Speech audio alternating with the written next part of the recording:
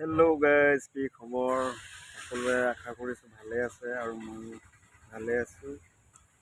আৰু এইখিনিতে কথা এটা কওঁ আপোনালোকে ভয় নকৰিব। 2025 চনৰ 1 জানুৱাৰীৰ পৰা ফেচবুকে কঠিন ষ্ট্ৰিক কৰিব, তাৰ বিষয়ে অলপ ক'ম। আপোনালোকে ভয় নকৰিব। আৰু এই 3-4 দিন আগৰ পৰা মানে মানুহৰ এটা ফেচবুকত প্ৰব্লেম হৈছিলে, প্ৰফাইল ৰিকমেণ্ডেশ্যন ন' ৰিকমেণ্ডেবল হৈ আছিলে।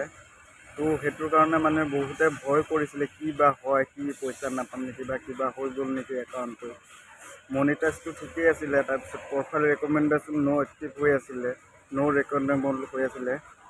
তো সেইটো ঠিক হৈ যাব, চবৰে লাহে লাহে ঠিক হৈ যাব। আৰু যিসকলৰ মানে লং টাইম হ'ব, মানে বহুত দেৰিলৈকে থাকিব, তেতিয়াহ'লে সিহঁতে ৰিপৰ্ট কৰি পিনি বা কিবা ইছ্যুজ যদি লাগি থাকে প্ৰফাইলটোত, ভিডিঅ' কপি, ক্লিপেড কপি, এইবিলাক কপি লাগি থাকিলে আপোনালোকে সেইটো ঠিক কৰি ল'ব পাৰিব, যদি বেছি দিনলৈকে থাকে। আৰু মানে এইটো আহিছে, ফেচবুকে 1 ছেকেণ্ডত নতুন নতুন আপডেট সলনি কৰি আছে। আৰু এইটো এটা স্বাভাৱিক, এইটো ফেচবুকৰ ফালৰ পৰা নতুন এটা আপডেট, এইটো ঠিক হৈ যাব সকলোৰে।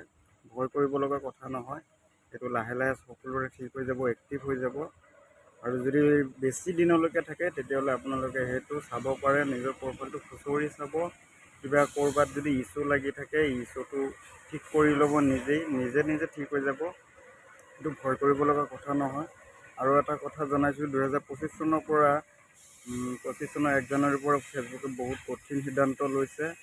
মানে কোনো কপি চপি হ'ব নোৱাৰিব, কোনো মানে হ'ব নোৱাৰিব, অৰিজিনেল কণ্টেণ্ট বিচাৰিব ফেচবুকে। আৰু সেইমতে মানে ভিডিঅ' আপলোড দিব আপোনালোকে।